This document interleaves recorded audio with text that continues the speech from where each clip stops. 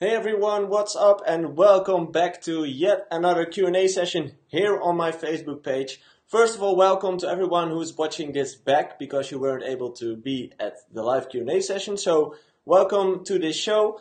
Like one and maybe a few others that you know, I will be doing these Q&A sessions. I try to do it every 2 weeks. It's not something that I can always do, but I try to do it every 2 weeks. Actually, it's been 3 weeks right now, I think. So my apologies, but I am here today again to give you an answer to all your questions regarding the music industry. So my name is Joey. I'm an artist coach. I've been a DJ and a producer myself for the last 10 years, and I decided to focus on something different in my life, and that's actually artist coaching. So first of all, welcome Devanshu, good to have you here. Welcome Jaden and Vishal and Yatish. Hello, good to have you guys here. Welcome here in the Q&A show. It's fun to see a lot of you guys keep coming back, you know, because I do remember a few names. Actually funny because Jaden is here. And Jaden is a guy, he's pretty young actually. Jaden, how old are you? I think you were 16 or 18. And I've actually released a track of him about 3 years ago on my label Dubbed. It was a really great track. If you want to know it, just go to SoundCloud and type in Jaden Lewis. I think it was Impact. It was a really great track. So first of all, hello Hugo, welcome. Teas, welcome. Demo Tracks, hello, good to have you guys here. Keep the comments coming. If you feel like sharing this post because your friend needs to know about it, or your friend has a question about DJing or producing or being an artist whatsoever, I would really love you to share this post because, yeah, I want to reach as many people as possible, of course. But first of all, thank you for being here. Hello, Niels. Hello, Henrik. Hello, James Block. My name is Joey. I'm an artist coach, as you probably already noticed. As you can see here in the corner, it's my logo, Artist Coaching. I've been a DJ myself for 10 years, and maybe even a little bit longer, and I've been making music for that same amount of time. And after burnout, I decided to do something else with my life and started to coaching artists, actually, DJs most of the time.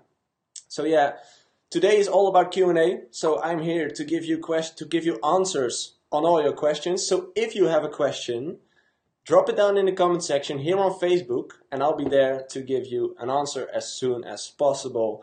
Hello, Simon Geiger. What's up, Bartos, Alpha Vox, Ron, Henry. Hello, Ron. Nice to have you here.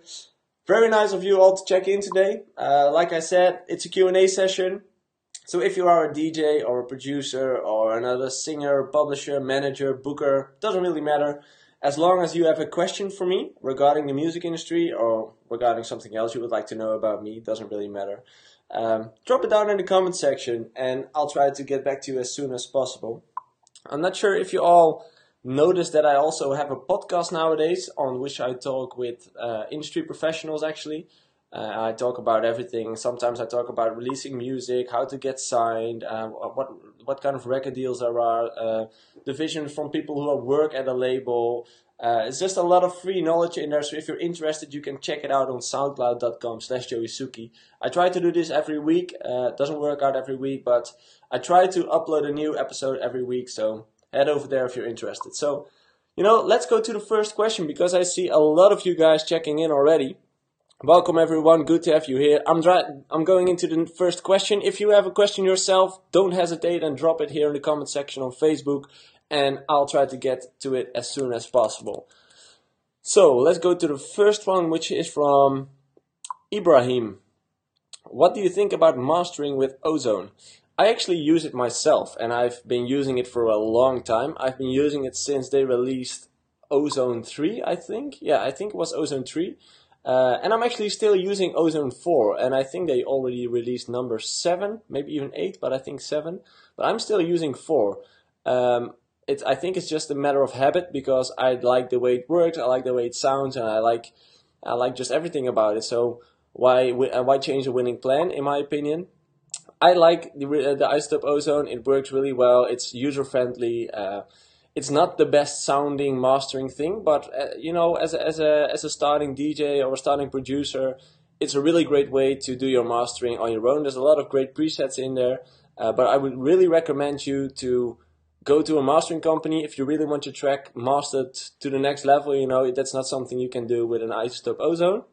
So if you really want to reach the next level with your mastering, try to dive really deep into it, or just just invest some money and hire a company who does it for you. Normally, there's a lot of difference in between mastering companies. Some companies charge you like £100 or $100. I actually know a company who does it for 35, 40 euros, which isn't that much money in my opinion. But isotope ozone, I really like it. And if you're a starting DJ or producer or whatsoever, it's a great thing to start with, definitely. Okay, let's go to the next one. Which is from Mikey Darwish. Do you still produce or do you just do artist coaching? By the way, I still play Live is Calling. Well, thanks for the compliment, Mikey. I actually still produce sometimes, but it's just a hobby right now. I will keep on releasing music every now and then, like I just recently gave away a free bootleg as well, like a few weeks back. But it's not something that I'm focusing on right now. I'm really focused on doing the artist coaching thing. I'm working on online courses for you guys, so producing courses, marketing courses, all the things that can help you getting your music out there and get your career to the next level. But I'm also doing a lot of private one-on-one coaching sessions with a lot of students of mine. So that's the thing I'm focusing on. I'm still making music every now and then, but it's not something where my focus is. So you can expect some new releases in the future, but I can't tell you when or how. It's just whenever I feel like making music and whenever I have time for it. So what's up, everyone? Thanks for checking in today. It's really nice to see all of you people checking in. It's really busy today, I already see. What's up, Kaplan? What's up, Konstantina? Ionye, Gloria Groya. Not sure where you're from. What's up, Hugo? What's up, Mateus, Ione, Tom Hane? Good to have you here. Like I already said, this is a Q&A session. So if you feel like sending me your question, I'm here to give you an answer. As long as it's regarding the music industry, of course, because you can ask me anything. But I will try to keep things channeled into the music industry. So let's dive into one of the questions that you guys have been sending. This one is from Demo Tracks, and he asked me, I have finished my track as I am satisfied, but how to promote? Well, there's actually a lot of ways to promote your music nowadays, and I think we live in the best time ever because we have the internet. Imagine being a producer 20 years back. You had to buy like a studio from at least 100,000 euros and spend a lot of money before you could even start making music. Let's say you even finished music and just needed to promote it. You need to go to record stores and give your CDs to everyone, or maybe even vinyl yet. We live in an amazing time, you know. We have the internet. We can reach out to everyone on the internet just by clicking your mouse. And that's just crazy to me. So there's a lot of ways to do this nowadays. You can use platforms such as SubmitHub, but also Hyped, of course, to give away free music. But you also have a new function there where you can promote your music to blogs through Hyped. Also a really nice feature. It does cost a small amount of money, but in my opinion, that's one of the best ways to promote your music right now, as well as SubmitHub does cost you a small amount of money, but it's a great way to promote your music. And of course, the Facebook marketing tools. You can target anyone you want, you know, like if you target someone who goes to Ultra Music Festival or Tomorrowland Festival, there's a big chance that they will like your music as well, because they go to festivals where they play this kind of music. So you can really target the people you want to reach over there. So for a really small amount of money, you can reach so many people, which is way different from 20 years back. So I would use SubmitHub, Hype my tracks, you know, post it into Facebook groups, Facebook community groups, send it out to friends. There's so many ways to do this, definitely. Okay, so hi everyone, thanks for checking in. Again, I'm back with this Q&A session. I try to do every 2 weeks here on my Facebook page.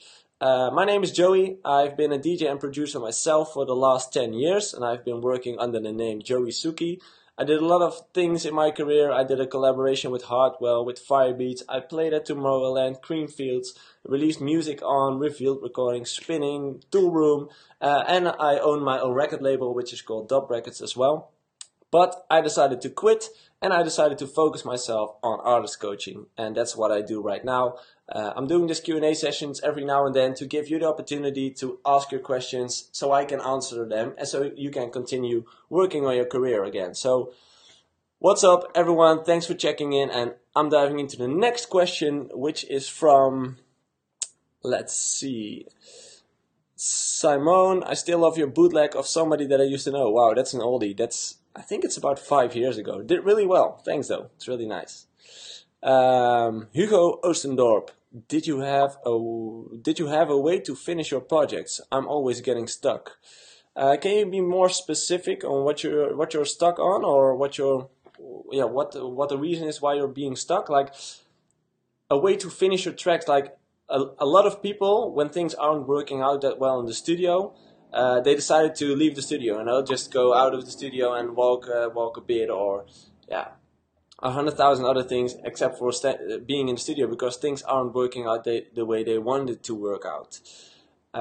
In my opinion, 90% of the time you just have to keep on staying in the studio and invest time and just keep on pushing the barriers, because while you are pushing the barriers, you will notice that you are still learning a lot of things and you are still making progress in your track. And when you decide to quit, or when you decide to just close off the project and start a new one, it will never be finished, So you have to push yourself, and you have to have a lot of discipline to continue working on that track, even though you have the feeling that it doesn't work out. Just try to keep on working, try new stuff, download a few new sample banks, preset banks, and try to make things work. But as soon as you start a new project, the latest project isn't interesting anymore, so you will never finish it. So I will just make sure that you don't start a new project until you finish the other one. Let's go to the next one. What's up, Angelo? What's up, Kaplane? What's up, Sonneveldman? What's up, Bahavin Bat? Good to have you here. Hello, Angelo. Let's go to your question. Angelo Caspers. Hi, Joey. Focus on bootlegs or remixes or originals in the beginning of your career? That's a good question, Angelo. I think the focus should be on all of them to start off with. Like you need to produce all of those. You need to produce bootlegs, remixes, and originals. But there could be a strategic way of releasing them, because you can start releasing bootlegs and give them away for free. And through this way, you can collect a lot of people that will start following you, because when you start, you don't have any fan base or whatsoever. So if you start giving away bootlegs for free, and people will start following you, there will be something buzzing around there, Sorry for that. And when you start having like a small buzz, you start to have a little following, and a lot of people who start following on social media and like your music, play your music. That will be the moment for you where you have to decide to release an original track, because you have something going on, you have momentum, you've built momentum. And that's the moment for you to release your own music, your own original music, which is available on Spotify, on Beatport, so people can find it and people know where to find it. Because if they don't know who you are, even you exist, it's really hard to find music of you. So first try to release a lot of free stuff to create a momentum, to create a buzz around you. And as soon as you notice that there is something happening, there's a lot of more followers coming in, people are asking things on you, that's a moment where you decide to go on with your original track and release it. But always work on remixes, bootlegs, originals, work on everything, but just decide on what your strategy, what your game plan is here when you start releasing your music. That's the most important thing. But you should have all those things ready always. Let's go to the next one, which is from Ricardo Erfman. What's the best way to be able to DJ in a city like Rotterdam, where most of the music is urban or techno? It depends on what kind of music you play. Like if you play urban, that's the best way, that's the best city to play, or if you play techno. But if you play like EDM, it's gonna be a little bit harder. And I'm just falling back on the way that we're living in the greatest area ever. We have the internet, so we don't have any boundaries when it comes down to your hometown. It's really easy to reach out to people who have clubs in different cities, who have clubs in different countries.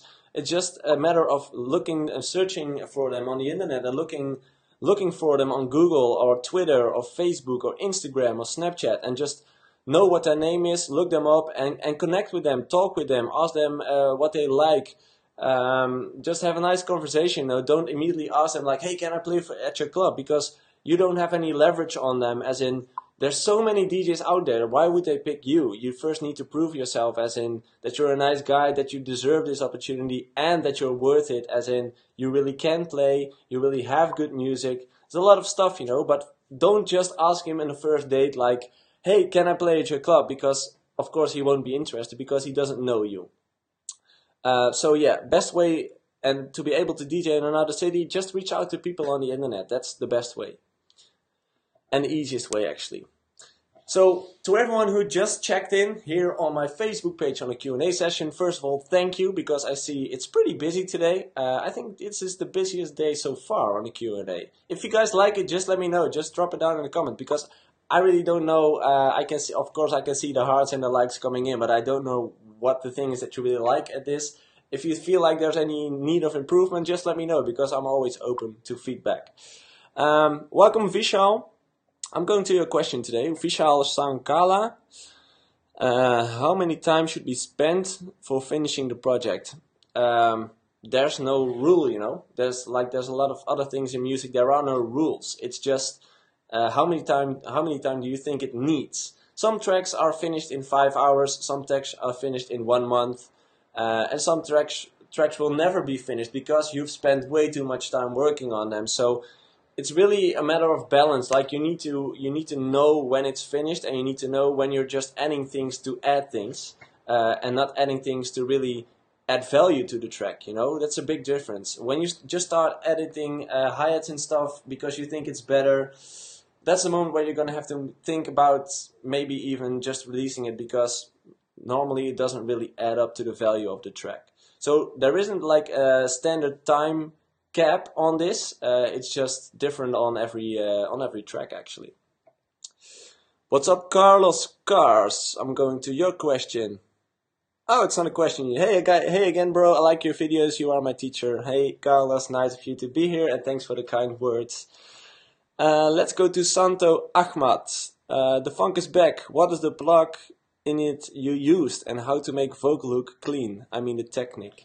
I'm not actually really sure what the plugin was, because it's been, I guess, 3 years that I created it. I can look it up for you afterwards. I'm not sure. I think it's been a combination of silent and a massive, but that's just a rough thought. I think it's the silent or the massive, because I used that a lot at the time. So, and how to make a vocal hook clean. First of all, it starts off with the recording of the vocal. If the recording quality is already pretty crap, then you're already fucked, because you can't undo this kind of things, like when there's a small crackle in it or whatsoever, that's something that you can brush off. But if the real pure recording is already crap, yeah, then you're just fucked. So the first recording is the most important part.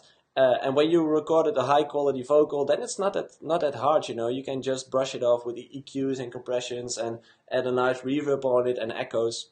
I actually never did that much on vocals, because I always liked them really clean. Just the clean input signal with a small reverb and a small echo, and that's actually it. Maybe some compression, of course, to keep things tight, but that's actually it. Let's go to a question from Jaden. The best way to balance schooling and music production. Funny thing is, Jaden is a really young guy and a really talented guy, and that's funny because he asked this, because that's probably his problem right now, balancing school and music production. Balancing your work, private life is always a tough thing, as in it's really personal, I really like to work a lot, but I also like to be with my girlfriend and at home, So it's always a matter of time scheduling. And what I think is really important, that when you're at school, really focus on school, on the moments when you're at school. And when you're on music production, really focus on music production, and don't do both things for 50%, Like, just make a schedule for yourself, for like, let's say, okay, today I will be at school from 8 o'clock in the morning till 4 o'clock in the afternoon. So that will be my school time. And when I get back, I will get into the studio at 5 until 11 o'clock in the night. But just schedule things and make blocks in your day to just make sure that when you're working on something, you're going in 100% on that particular subject. I think that works for me. That works the best for me, and I think that's the best way to go here. So to everyone who's just checking in now and doesn't know yet, my name is Joey. I'm doing a Q&A session here on Facebook today. I've been a DJ and a producer myself for about 10 years. And I decided to change my life and focus on helping you guys out with music production, artist-wise, everything actually. So if you have a question regarding the music industry, regarding production, gigs, whatsoever, just drop them down here in the comment section and I'll be here to answer them as soon as possible. So let's go to the question from Steven Sanchez. Joey, how come tracks are teased for years but never get released and ultimately never heard of again? Well, I'm not sure, that's probably different with every track, but most of the time when this happens, it's a thing that goes on the background, like management deals that are being fucked up, percentage deals that aren't being worked out, record deals that haven't been signed and they just don't come to a conclusion on how it should work together. They're just not on one line with each other. I think like the business side is mostly responsible for the reason. And maybe sometimes, like I also know a story of a big hit on which the producer actually lost the project file on his computer. So he only had the test version, he played out once. The sample got onto the internet, why people liked it and they wanted to have it released, but he just lost the project file. So that could also be a reason, but I think most of the time it's the business side of it, like the agreements and the managers and stuff. I think that's the most important reason here. Stefan Klapper. Hey Joey, can I send you a demo? Of course you can. You can send it actually through Facebook. Just go to my Facebook page and send a chat message and just drop your demo in there. That's the easiest way for me. Roel Mangal. Do you think age above 30 plays a role for releasing music? No, definitely not. Music is music and it's definitely not about age. Let's have a look at Chester, you know. I think he's 40 or maybe even older. There's a lot of guys who are being older, but I think it's harder to break through when you're a little bit older because you don't have the time. Because normal people, when they're around their 30s or around their 40s, they have like a full-time job, they have a family, or they have a house they need to pay off, mortgage or whatsoever. There's a lot of reasons why you don't have the time to spend your time into music, and that's the thing that young people do have. They live at their parents' house, they don't have high costs every month. All the time they can spend on music, and that's one of the biggest important things that they do have. And the older people, like you're 30, 40, that's not even old yet, but I call it older. That's the thing you don't have and they do have. So it's definitely not a reason to not get your music released, but I do think it's getting harder to spend as much time on your music. Let's go to Carlos. New brand episode Q&A. Dance and more dance. Okay. Thanks a lot, guys, for all the hearts and likes coming in. I see them all. I just can't mention them all because it goes too fast. But thanks for being here. Thanks for taking the time to spend this Q&A with me. If you have a question, drop it down now because I'm still here for just a few minutes. So let's go. Francesco Argenti. He asks me what my 5 favorite best producers are. That's a tough one. I still really like the Swedish guys like Axwell, Sebastian Ingrosso, Steve Angello. I really like the new EP Steve Angello recently put out. I like what he's doing right now, like a completely different path. I still really like the deeper styles, like Cloud von Stroke. I really like his style. It's something completely different and something so own. It's something it's something special. So I think it's the Swedish guys and Cloud von Stroke. Those are guys that I just really admire right now, and actually already for a long time. So let's go to the next one, which is from Vishal. Thank you very much for answering. No problem, Vishal. Good to have you here. Let's go to Christopher Tapia. Hey Joey, I've been researching labels to send in my newest music. However, I question a lot of independent labels. What's your opinion on sending demos to independent labels versus major labels? I think right now, if you don't already have a lot of releases or a lot of big releases, I think it's easier for you to get signed to an independent label than to a major label, because most of the major labels are only focused on the bigger names, which is normally, of course, and which is okay. But I think if you're like a starting producer and you need to start releasing new tracks, I think independent labels will be a better place for you to start. I also think they spend more time in getting your career as your artist career to the next level. They really work with you towards a big release. And I always have the feeling that when you release a track on a major label, they just do that trick, and if it doesn't work, it doesn't work. And an independent label keeps on pushing and keeps on working on the track, like even when it's already out yet, they put in more work, in my opinion. Even though when you're not a big artist, they still do it. So I think an independent label would be a better choice right now. Unless you get a really big agreement and a really big opportunity at a major label, because a major label still has a lot of power and still has a lot of things they can do and other labels can't do. So it really depends, but my first answer will be independent labels, but it really depends on what the deal is, if you could get a major deal, of course. Vishal asked me which headphones should I use for music production. I really like the Beyerdynamic DT990. I really like it. It's not that expensive, and I just really like the way it sounds, and it's perfect. No problem, Stefan. Here to help you. Let's go to Jonathan Note. Hey Joey, I've got a question for you. How young DJ producer could manage his social to get more impact? How young? Okay, so let's see if I get it right. How do young producers manage their social to get more impact? Okay, I think the key word here is to be consistent. You need to be active every day. You need to interact with your fans. So if people react on your photo or your video that you just posted, answer them, answer the questions, and just send them a like or whatsoever. So interact, engage with all your fans on your page. But first of all, be really creative with your content. There's so many content nowadays. People are just pushing out everything, and there's so many noise in there. So make sure that when you push out content, so let's say you push out 3 times a week, different types of content a week.